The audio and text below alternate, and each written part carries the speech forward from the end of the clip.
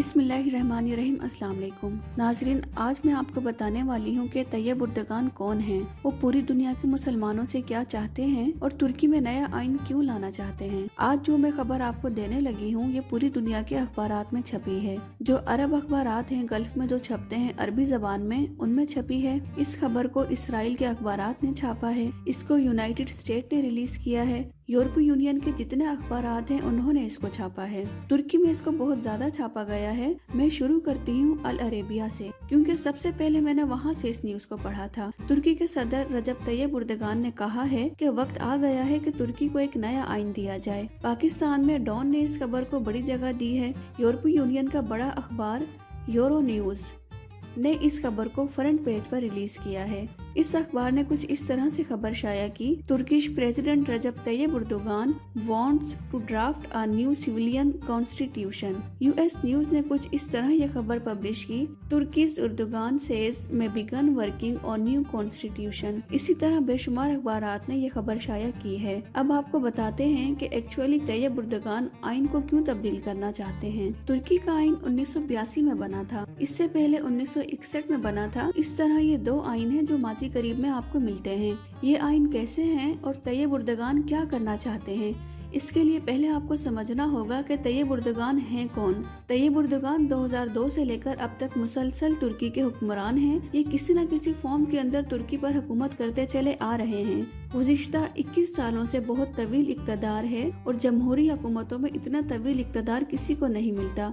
लेकिन तैयब उर्दगान 2002 से लेकर अब तक वज़ीर आज़म भी रहे, सदर भी बने और फिर 2017 में उर्दगान ने एक रेफरेंडम करवाया और जो पार्लिमानी सिस्टम है जैसा कि पाकिस्तान में है इसे चेंज कर दिया और एक नया सिस्टम लेकर आए जिसको एग्जीक्यूटिव स्टाइल प्रेसिडेंशियल सिस्टम कहते हैं। अपोजिशन पार्टियों ने इसकी मुखालफत की थी। पार्टियों का कहना था कि ये वन मैन रिजीम बन जाएगा, यानी एक इक़्तिदार होगा। ये अपोजिशन पार्टियों ने मुखालफत की थी। तैयब उर्दगान पब्लिक के पास चले गए। उन्होंने पब्लिक को कहा कि आप रेफरेंडम में वोट डालें। अवाम ने ऐसा ही किया और उर्दगान को मायूस किए बगैर रेफरेंडम में वोट डाल दिया और कॉन्स्टिट्यूशन तब्दील करने में तैयब उर्दगान से हम आहंगी का इजहार कर दिया। इस तरह फिर आइन में तब्दीली हुई और तुर्की में सदारती निज़ाम राइज कर दिया गया।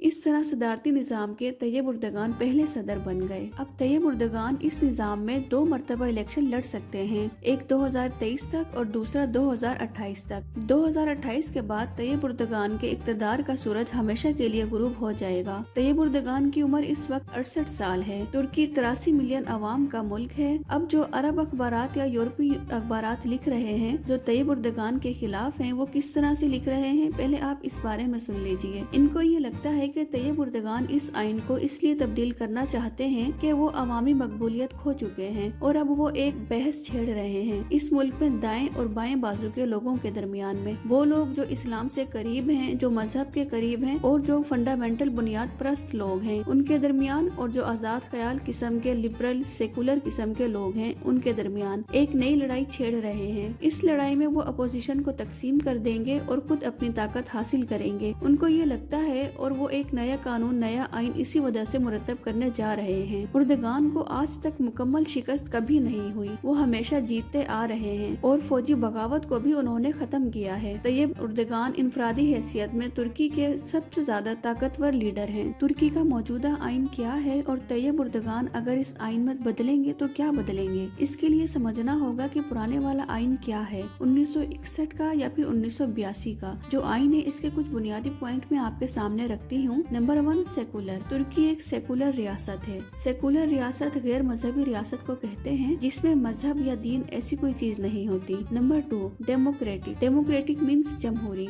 जमहूरियत एक ऐसा निज़ाम है जिसमें लोगों के पास अख्तियार होता है कि वो अपने हुकूमती कानून साजों को मुंतखब करे, यानी वो लोग जिन्होंने हुकूमत में आकर कानून साजी करनी है, नए नए कानून बनाने हैं और मुल्क को आगे बढ़ाना है, उनको मुंतखब करने का अख्तियार जब आम आवाम के पास होता है तो इसको कहते हैं जमहूरियत, यानी वोट की ताकत। नंबर 3, तीसरी खसूसियत है रिपब्लिक, यानी ताकत जो है वो लोगों और उनके मुंतखब नुमाइंदों की होगी।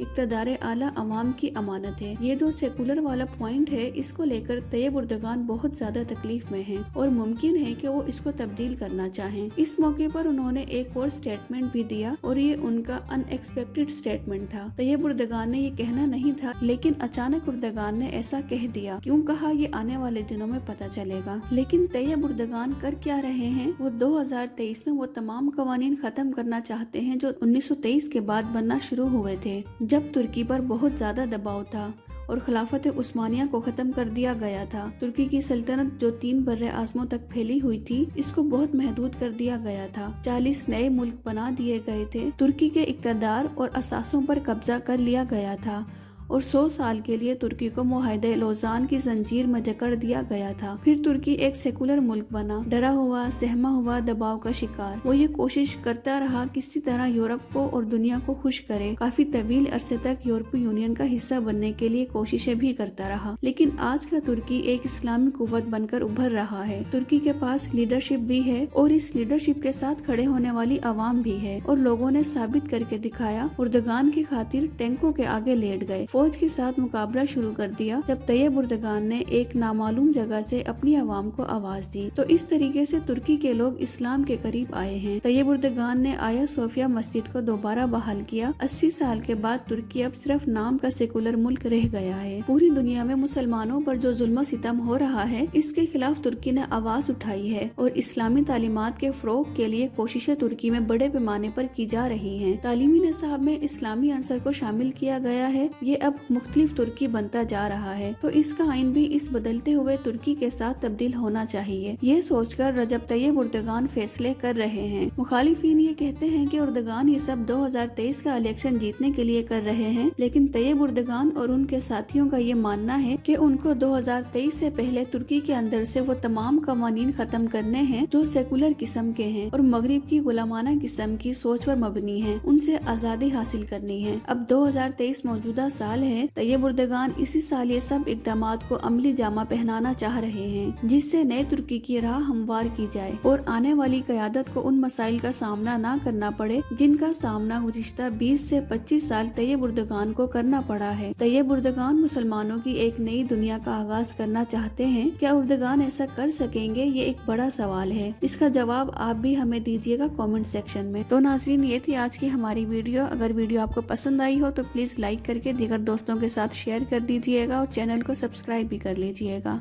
आपसे मिलते हैं अगली वीडियो में, तब तक अपना ख्याल रखिएगा। अल्लाह हाफिज।